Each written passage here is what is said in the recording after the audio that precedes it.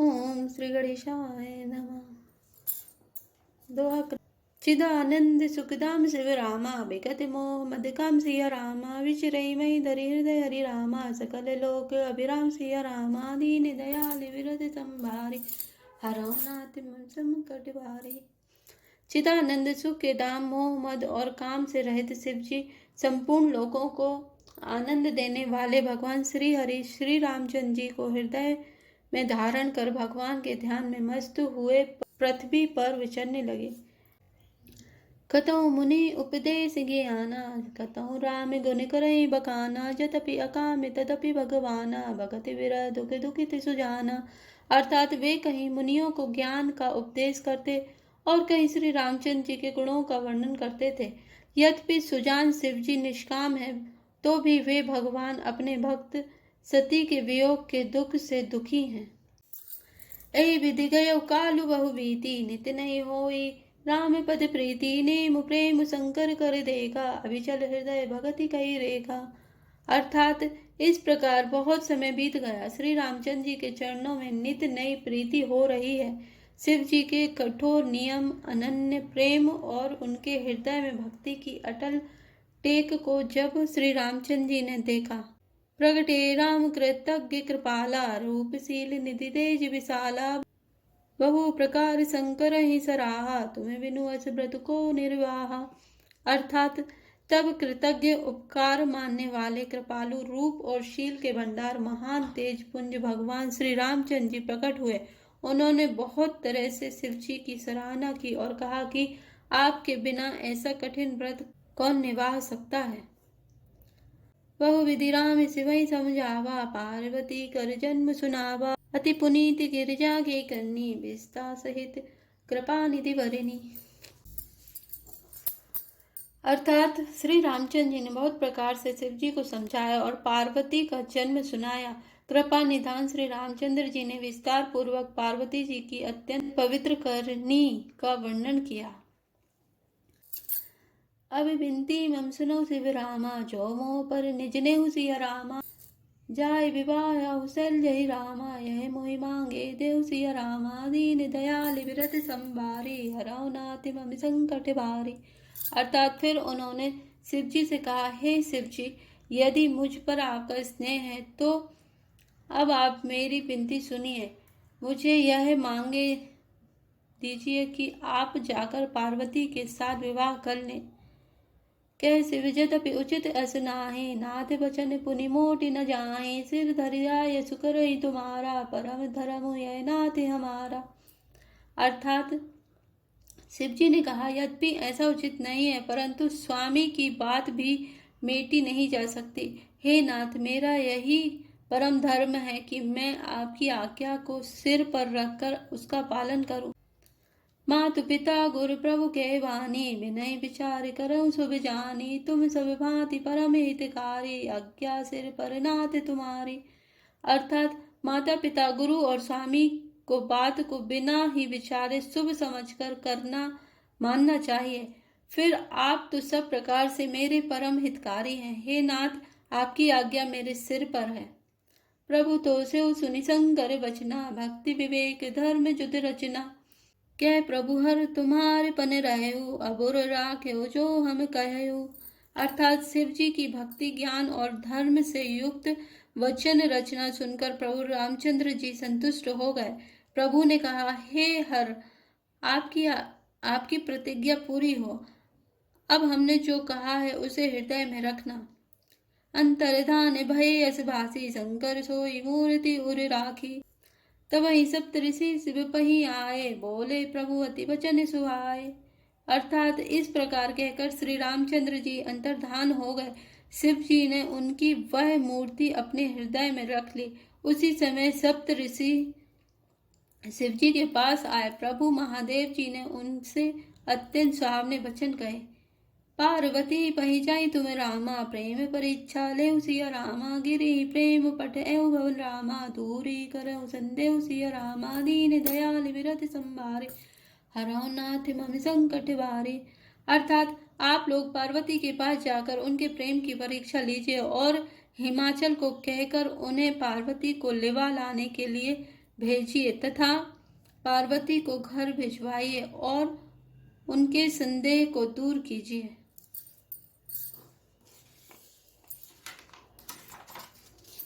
ऋषि ने गौरी देखी तय कैसी, मूर्ति मंत्र तपस्या जैसी, बोले मुनि सुख शैल कुमारी, करहु कवन कारण तपु भारी।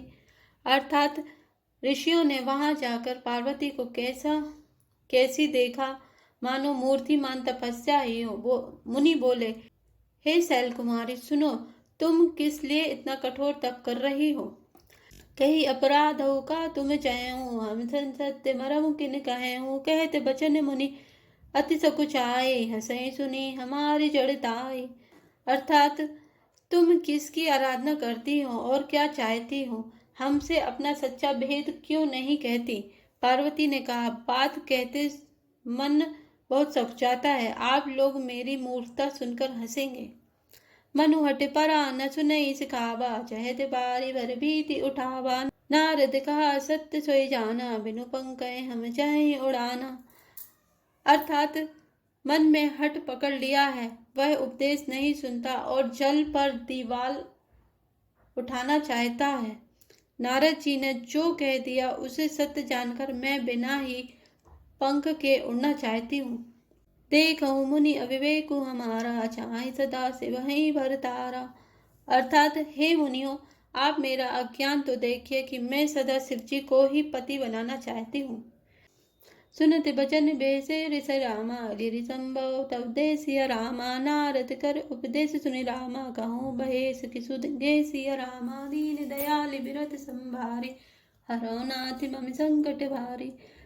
अर्थात पार्वती जी की बात सुनते ही ऋषि लोग हंस पड़े और बोले, तुम्हारा शरीर पर्वत से ही तो उत्पन्न हुआ है, भला कहो तो नारद का उपदेश सुनकर आज तक किसका घर बसा है।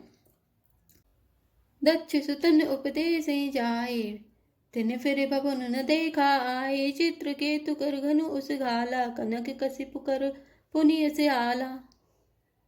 अर्थात उन्होंने जाकर दक्ष के पुत्र को उपदेश दिया था, जिससे उन्होंने फिर लौटकर घर का मुंह भी नहीं देखा। चित्रकेतु के घर को नारद ने ही चौपट किया। फिर यही हाल हिरण्यकश्यपु का हुआ। नारद सिक्के सुने नर नारी, अभय होय तजु भवन भिकारी। मन कपटी तन सज्जन चीना, आप सरिस सब ही चह कीना। अर्थात जो स्त्री पुरुष नारद की सीख सुनते हैं वे घर बार छोड़कर अवश्य ही भिखारी हो जाते हैं। उनका मन तो कपटी है, शरीर पर सज्जन के चिन्ह हैं, वे सभी को अपने समान बनाना चाहते हैं।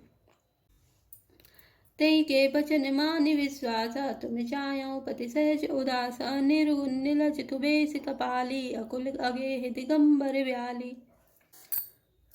अर्थात उनके वचनों पर विश्वास मानकर तुम ऐसा पति चाहती हो जो स्वभाव से ही उदासीन, गुणहीन, निर्लज्ज, बुरे वेश वाला, नर कपालों की माला पहनने वाला, कुलहीन, बिना घरवार का, नंगा और शरीर पर सांपों की लपेटे रखने वाला है। कहूँ कवन सुखी अस बरु पाए, भले भूलई ठग के बोराए। पंच कहे शिव सती विवाही, पुनि अवडेरी मरायहि ताही।